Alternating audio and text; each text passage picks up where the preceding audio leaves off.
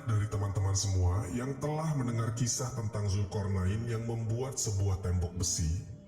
Dan menurut para ahli sejarah, tembok ini kira-kira dibangun pada tahun 300-an sebelum Masehi. Tapi di video kali ini kita tidak akan membahas tentang bagaimana caranya tembok itu dibuat. Di sini kita akan membahas tembok tersebut ketika pada tahun 800-an Masehi ada seorang khalifah yang bermimpi tentang tembok ini. Artinya, di sini kita akan membahas 1200 tahun setelah tembok ini dibangun, atau 200 tahun setelah Al-Quran menceritakannya tentang kisah Zulkarnain. Lalu, bagaimanakah mimpi dari khalifah tersebut? Kemudian apa yang dilakukan khalifah tersebut setelah beliau bermimpi tentang tembok ini? Untuk itu, di video kali ini kita akan membahas tentang mencari keberadaan tembok Zulkarnain. Assalamualaikum warahmatullahi wabarakatuh. Semoga kita selalu dalam keadaan sehat walafiat. Amin ya robbal alamin.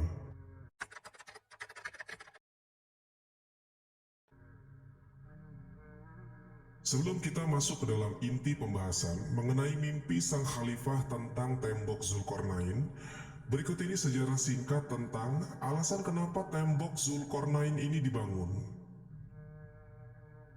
Ya'juj dan Ma'juj merupakan dua suku terkuat dan terkejam sepanjang sejarah. Tak ada satupun kaum yang pernah mengalahkan kedua suku ini. Mereka sangat senang membuat pengerusakan dan kerap kali membunuh orang. Hingga pada suatu hari, datanglah Raja Zulkarnain dan pasukannya ke tempat tersebut. Kemudian dengan dibantu masyarakat sekitar, Zulkarnain membuat tembok di antara dua buah gunung. Tembok besar ini terbuat dari campuran besi dan tembaga yang dipanaskan.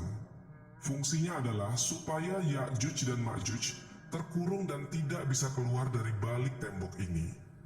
Setelah tembok selesai dibangun, dan suku-suku di sekitarnya telah merasa aman dari serangan Ya'juj dan Ma'juj di kemudian hari, Raja Zulkarnain berkata, "Dinding ini adalah rahmat dari Tuhanku.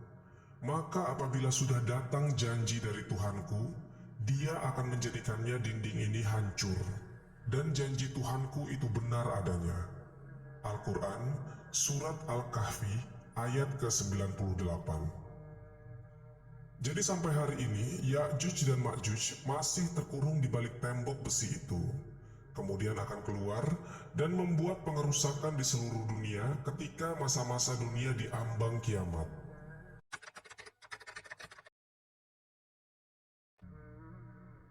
Pada suatu waktu, Nabi SAW bangun dari tidurnya sambil bersabda, "La ilaha illallah, celakalah orang-orang Arab karena suatu bencana akan terjadi, yaitu hari ini dinding Ya'juj dan Ma'juj telah terbuka sebesar ini." Dan Abu Sufyan, perawi hadis ini, membuat lingkaran dari jari telunjuk dan ibu jari. Sahih Muslim nomor 5128. Artinya, sejak 1200 tahun tembok itu dibangun, telah ada lubang di sana. Karena setiap harinya, di dalam tembok sana Ya'juj dan Ma'juj selalu berusaha melubangi tembok penghalang itu hingga mereka hampir melihat cahaya matahari. Kemudian, salah seorang dari mereka berkata, "Pulanglah, besok kita lanjutkan lagi melubangi tembok ini." Keesokan harinya, mereka kembali ke tembok itu dengan maksud untuk melanjutkan melubanginya. Namun, Allah Subhanahu wa Ta'ala tutup lagi lubang di dinding itu yang padahal kemarin telah berlubang. Ini akan terjadi setiap hari terus-menerus sampai dunia telah berada di masa-masa kiamat. Salah seorang di antara mereka berkata, "Pulanglah, insya Allah besok kita akan lanjutkan lagi melubangi tembok ini."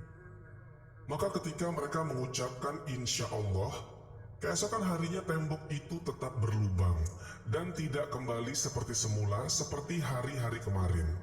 Kemudian mereka lanjutkan melubangi hingga berhasil keluar dari dalam tembok besi itu dan membuat kerusakan luar biasa di seluruh dunia.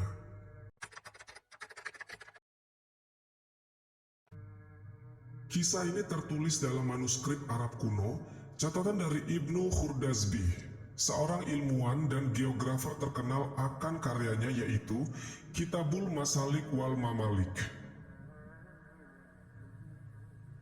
Pada suatu malam, di zaman kekhalifahan Bani Abbasiyah, Khalifah Al-Watsik Billah bermimpi bahwasanya tembok yang dahulu pernah dibangun oleh Zulkarnain telah jebol dan terbuka. Itu berarti kaum yang ribuan tahun berada di baliknya, yaitu Ya'juj dan Ma'juj, telah berkeliaran di alam bebas. Khalifah sangat ketakutan karena jika hal itu sampai terjadi, tandanya telah terjadi malapetaka besar yang berkaitan dengan akhir zaman. Karena teman-teman, lepasnya Ya'juj dan Ma'juj merupakan satu dari 10 tanda besar kiamat yang pernah disabdakan Nabi SAW. Setelah sang khalifah bermimpi, kemudian beliau menceritakan mimpinya tersebut kepada para pembesarnya di istana. Khalifah meminta untuk mengecek tembok Zulkarnain apakah masih berdiri kokoh ataukah sudah hancur. Sementara itu, tembok ini masih menjadi misteri tentang letak persisnya di sebelah mana, karena sampai saat ini pun tak ada seorang pun yang mengetahuinya.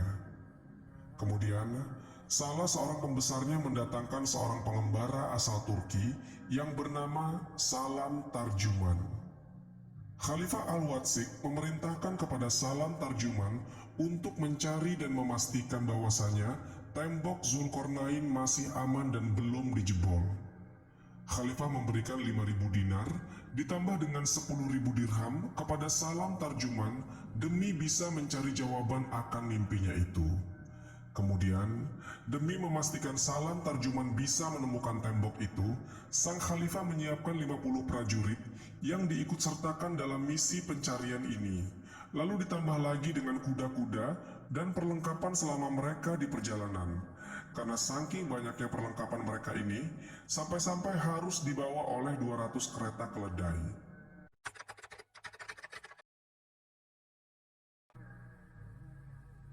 Maka berangkatlah Salam Tarjuman bersama rombongan dari Samarra, yang merupakan sebuah kota kecil yang terletak di sebelah timur Sungai Tigris di Provinsi Salah ad-Din, Irak.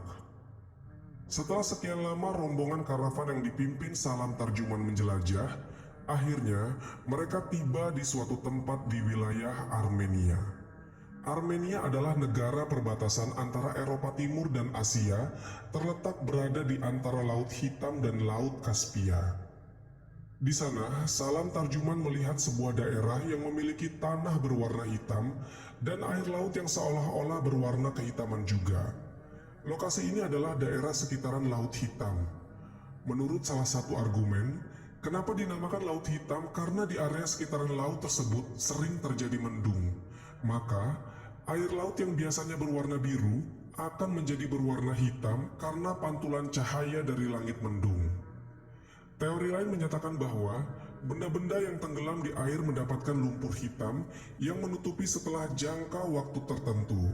Penemuan benda-benda semacam itu di seberang laut mungkin menjadi alasan di balik namanya. Kemudian teman-teman, Salam Tarjuman dan pasukan kerajaan singgah di sebuah kota tanpa penduduk. Kota ini terlihat seperti ditinggalkan terburu-buru sama penduduknya. Jadi, tidak ada sama sekali warga di sana, sama seperti kota hantu. Kemudian rombongan Salam Tarjuman pun mencari-cari masyarakat di sekitaran kota hantu ini, lalu mereka menemui 1-2 perkampungan yang ada penduduknya.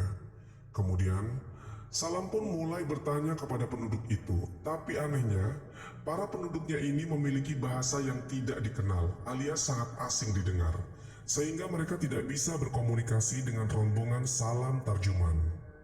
Dan kemungkinan orang-orang itu adalah orang-orang Georgia yang bahasanya terisolir selama 5.000 tahun.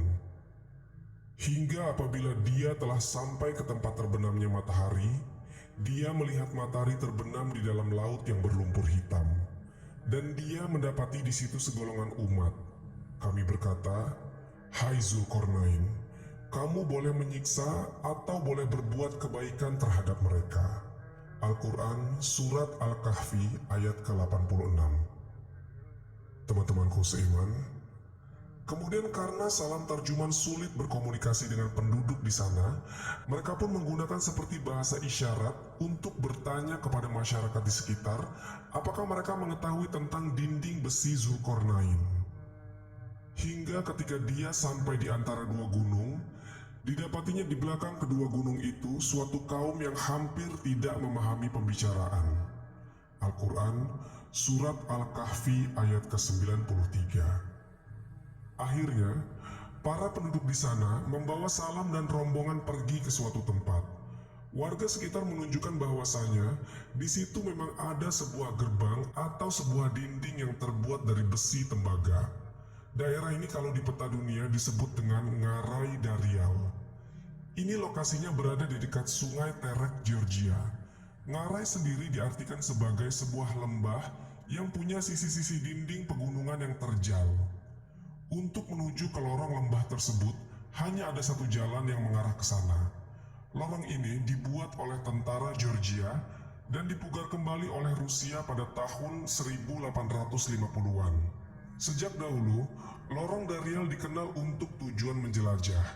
Lorong ini juga dikenal dengan sebutan Gerbang Alan atau Gerbang Kaukasia. Ada juga yang menyebutnya dengan Gerbang Iberia. Menurut sejarawan Muslim Abul Kalam Azad, ada sebuah timbunan besar berupa tembok yang dibuat dari besi bercampur tembaga di Bukit Kaukas atau Pegunungan Kaukasus.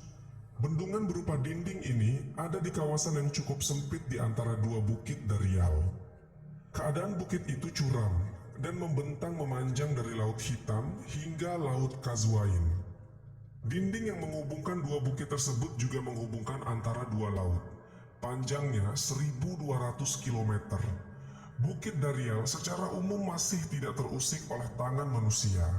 Abul Kalam menyebutkan kondisinya masih teguh seperti mempunyai bentuk berlapis-lapis. Nah, di area tersebut ada suatu timbunan tinggi yang terbuat dari besi yang dicampur dengan tembaga. Dan para penduduk yang tidak dikenali bahasanya tadi percaya bahwasanya timbunan besi tersebut untuk menyumbat sebuah lubang besar yang ada di sana. Masyarakat sekitar pun takut untuk mengusiknya karena mereka telah mendengar hikayat dari turun-temurun tentang keberadaan kaum perusak yaitu Ya'juj dan Ma'juj. Teman-temanku seiman, kemudian Salam tarjuman pun berpikir, memang benar, di hadapan matanya ia melihat sebuah dinding besi yang sangat besar dan kondisinya sudah mulai retak-retak dan ada beberapa lubang yang seperti dibuat oleh manusia dari dalam balik tembok besi ini. Salam tarjuman pun kemudian berpikir, jangan-jangan inilah tembok besi yang dibuat oleh Zulkarnain pada masa lalu. Maka Salam pun bertanya kepada warga sekitar, apakah ada yang pernah melihat sesuatu yang ada di balik tembok atau gunung itu? Orang-orang kampung ini berkata, iya, kami sering melihat. Kadang-kadang kami melihat di puncak gunung ada orang-orang berlarian. Orang-orang yang dimaksud ukuran tubuhnya sangat kecil dan barbar. Dan suatu waktu teman-teman, masyarakat di kampung situ suka menggedor-gedor tembok besi tersebut. Dan terdengar suara manusia meraung keras dari balik tembok besi itu. Kemudian, mendengar perkataan masyarakat sekitar, ya mungkin mereka menggunakan bahasa isyarat ketika itu. Salam tarjuman menyimpulkan mungkin inilah Ya'juj dan Ma'juj. Setelah itu, Salam tarjuman mencongkel sebahagian dinding besi tersebut, kemudian dibawa pulang ke istana untuk menunjukkannya kepada Khalifah Al-Watsik.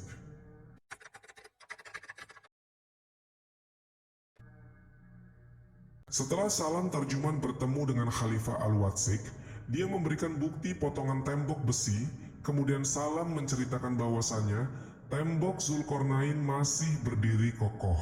Namun, telah ada retakan-retakan dan beberapa lubang di sana. Lalu Salam pun menyimpulkan bahwasannya mungkin sebentar lagi dindingnya akan runtuh. Mendengar hal ini, sang Khalifah puas sekaligus menjadi takut bila mana Ya'juj dan Ma'juj keluar dari sarangnya.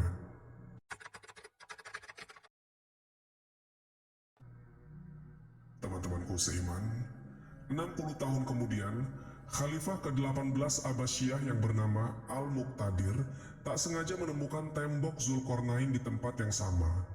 Karena ketika itu teman-teman, Khalifah Al-Muqtadir mengutus pembesarnya yang bernama Ahmad bin Fadlan, atau yang biasa disebut dengan Ibnu Fadlan. Nah, Ibnu Fadlan ini diutus ke sana untuk mengirimkan bantuan kepada masyarakat Bulgaria Volga yang ada di wilayah yang sama ketika Salam Tarjuman bertemu dengan tembok Zulkarnain. Bulgaria Volga merupakan kota kuno Muslim ketika itu. Di sini menjadi catatan penting juga teman-teman, bahwasanya Ibnu Fadlan juga bertemu dengan Ya'juj dan Ma'juj di sana. Namun anehnya, Ibnu Fadlan melihat mereka berukuran besar setinggi dengan pohon kurma. Artinya, mereka adalah suku raksasa.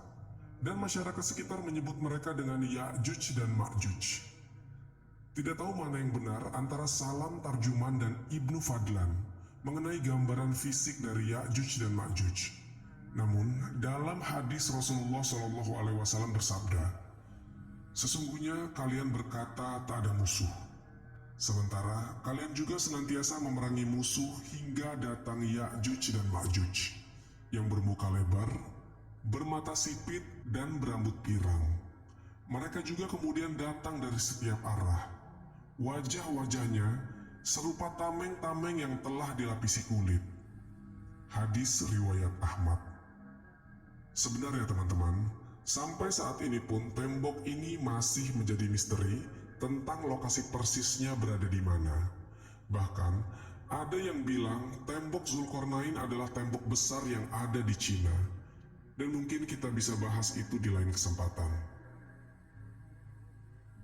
Wallahu a'lam bishawab.